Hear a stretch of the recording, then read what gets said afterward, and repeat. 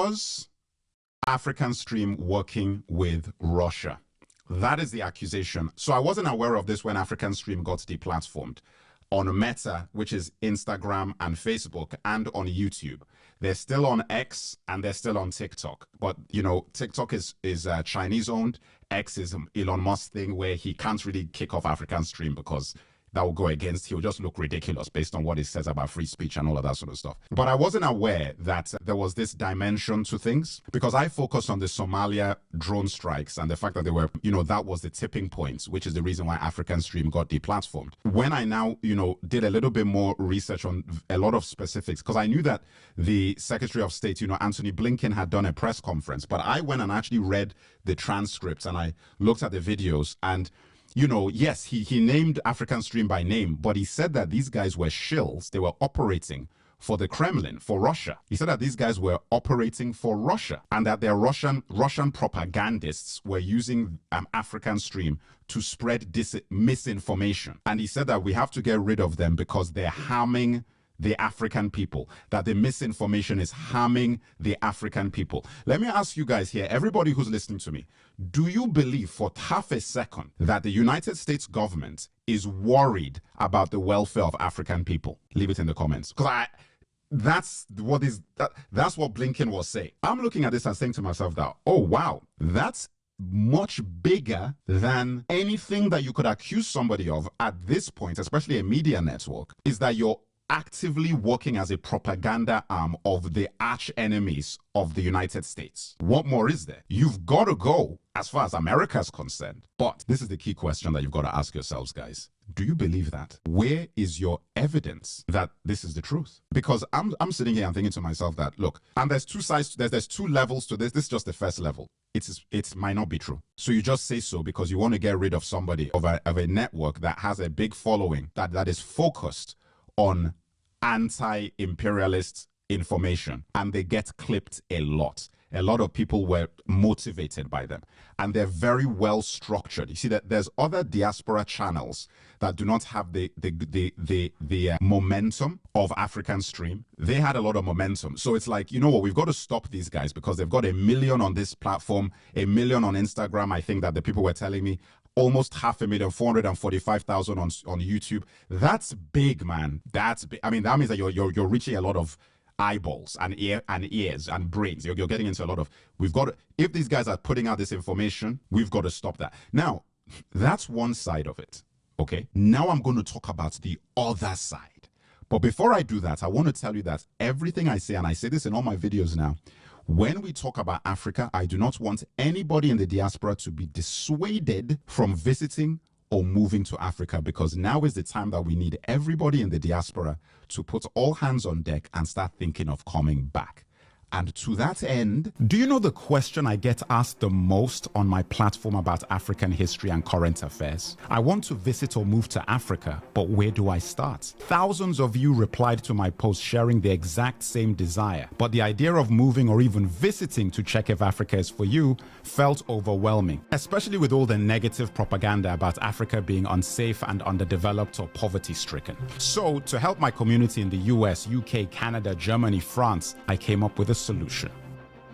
Pay attention. Here is the Back to Africa Handbook, a 60-page simple guide to jumpstart your plans to visit or move to Africa. It covers everything from advice on travel, accommodation, cost of living, healthcare, safety, schools, citizenship pathways, and my personal tips as a native African. It's released on October 1st as a digital ebook direct from me to your inbox with a 50% discount for those who sign up now. The link is in my profile bio wherever you're watching this. So the other side of things is, let us make an assumption that it is true. Let us say that Russia is backing African Stream. It makes all the sense in the world that Russia would try and influence a major or major African networks on their behalf because of the inroads Russia is making into Africa. I've told you about how without Russia, the Sahel Alliance could not function as well as it's functioning.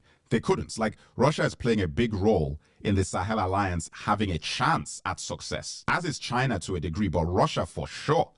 So for funny enough, everybody who's in support of the Sahel Alliance, you actually owe Russia a thanks because they're the ones who are providing support to Niger, Mali, and Burkina Faso while they're in battle with Western nations for autonomy. And again, it's like you say this stuff and it sounds like, oh, you're pro-Russia. I'm like, it's not about being pro anybody. It's just it's the truth. And the fact that why is pro-Russia a bad thing? Because they are your enemies? You see, that's the thing that we've got to change. It's like, America's enemies are not Africa's enemies. Like you've got your interests, we've got our interests, and I will keep saying this. So when you look at this, I'm saying that even if African Stream is working with Russia, that doesn't necessarily mean that what African Stream is saying is a lie. It doesn't mean that the information they're putting out is false. In fact, the information they're putting out could be good for us. It could be stuff that is beneficial for Africans. I'm saying, and this is hypothetical, I'm just saying that these are the things you've got to look at. These are the things you've got to consider when you're making your decisions. You've got to consider these things.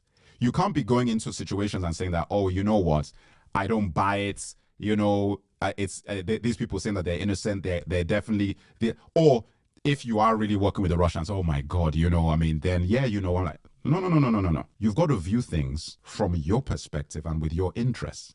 Now, on the American side of things, I agree with the US government. If you believe that these guys are working with Russians, and if this is true, this is my point. Whether or not it's true, if there is a media network that is saying things that is counter to what you want, and they are operating in your country using a company that is American, you can do whatever you want to do. You can get them kicked off. Because we know all the stuff they say about free speech is disingenuous. It's all false. It's nonsense. Free speech isn't free for everybody. Anybody who knows anything knows that. So all of that stuff is just talk. It's all talk, guys. It's all talk. Like I said, guys, on my platform, you come here because we have these sort of conversations.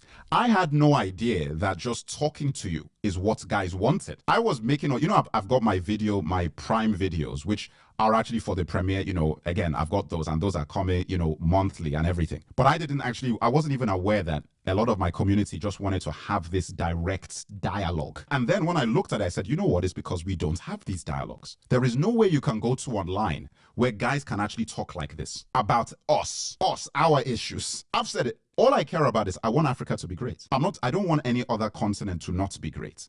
I just want Africa to be great and united and prosperous and happy and powerful for the sake of all of humanity. No more wars. African Stream going down should be a wake-up call to everybody that, listen, I'm not safe on here. You know, this platform, it could be taken away from me tomorrow. If you're listening to this on the newsletter, you are a smart person because you've gone onto the newsletter, the Alkebulan newsletter, www.alkebulan.media. The link is also in the bio. You've done the smart thing, because if my social media goes down, you'll still be able to get to me because we've got the emails, we're still connected. Because I tell you this, guys, I'm scared at the fact that nobody's having well, some people are, but we are not having a mass conversation about these issues this way. It's scary because everybody else who wants a piece of Africa is having these conversations this way. The East and the West are in a tug of war for Africa. Africa is the prize. We're the prize. They're fighting for control of our continent and our resources. And in the meantime, guys are twerking and listening to Afro beats. That's what we're doing while this is going on around you. When they finish taking control of everything and your futures, they will also take your Afro beats and tell you when you can and twerk or not. They'll let you know when you can and when you can't. You know, I made a video about how guys are taking over the African network. Watch the videos. I'm linking everything at the end of this video. I'll link everything for you to watch. That's what's going on. And guys are busy dancing. There's no time to dance. If you go and watch Predator, a guy called Blaine, when they were looking for the Predator, a guy told him that you're bleeding, man. He said, I ain't got time to bleed. When they ask you that, have you heard the latest Afrobeats track? Are you dancing? I ain't got time to dance. That's how we should be responding. Guys are watching Champions League, Premiership, when your continent is being ransacked. Do you want to live and die in the West? Like, that's a dead serious question. I'm asking everybody, that's what you want? This constant struggle for relevance and respect, is that what you're looking for? Or do you want to build something so you can actually go home to your ancestors' homeland for you and your children and your grandchildren? Isn't that what you should be fighting for? because our parents didn't do the due diligence. That's the reason why we're doing this. That's the reason, because the generations before us didn't do what they were supposed to do. And I'm talking about a specific generation, because I can't even really look at the colonized generation, which are my grandparents' generation. I can't really look at them because you were colonized and you were trying to get out of that. And there's a lot of, I'm talking about the first free people. You know what? You know what is weird? I thought about this. My parents' generation are not the first free generations of Africans. We are. I don't want to give away my age, but I was one of the first generations.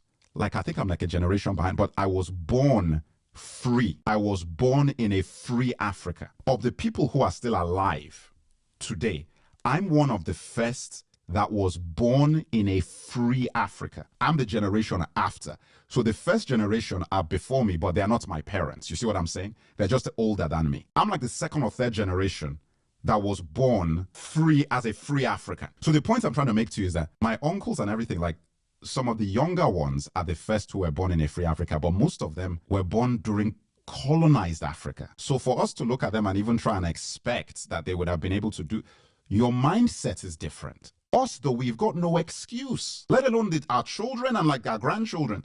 That's what I'm talking about. That's why this stuff is so important. That is the reason why I'm trying to do what I'm doing. I've got to make these books. I've got to make these. For example, the Back to Africa handbook, for me, one of the most important things is building a bridge between America, Black America and Africa, Black Britain and Africa, Black Caribbean, Haiti, all of those places, Jamaica, St. Kitts, all of those places. Build a bridge between those groups and Africa. Tell them that, listen, these are the countries to come back to. These are the pathways. These are the citizenship things. These are the things to think about. Start working together.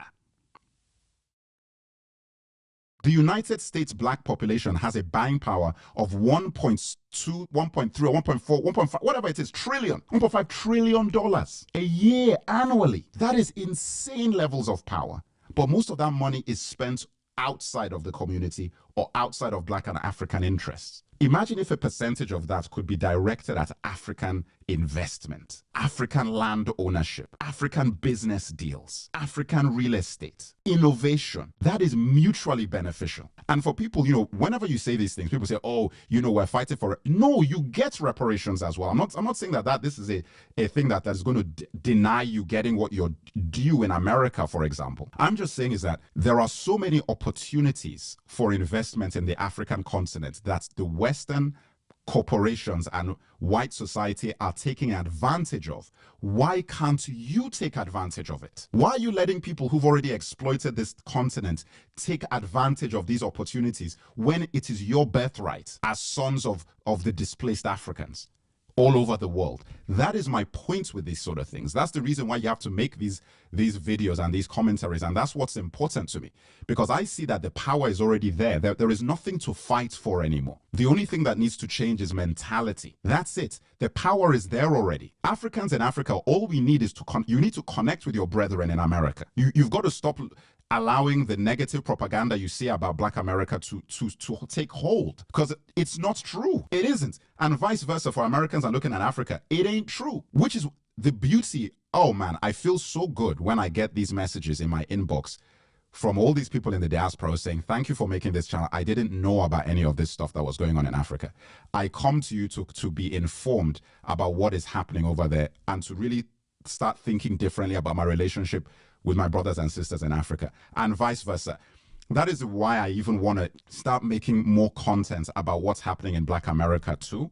Because some people said that, oh, we really loved your video about the election and everything. And some people that, oh, don't talk about it. And I'm like, no. You see, these things really matter. We need to be in each other's business. They always try and find an African to sabotage Black America. That's why it's done, because we are not educated on what they're going through. So when you go over there as an immigrant, you immediately assimilate to whatever, and then all of a sudden you're a tool against these guys because you're not taught. So for me, it's like, look, if I can give information that, look, this is the reality of what this group of people have done over there, and this is how you can be useful to that. And you buying into imperialism is a fool's errand, because that is collapsing.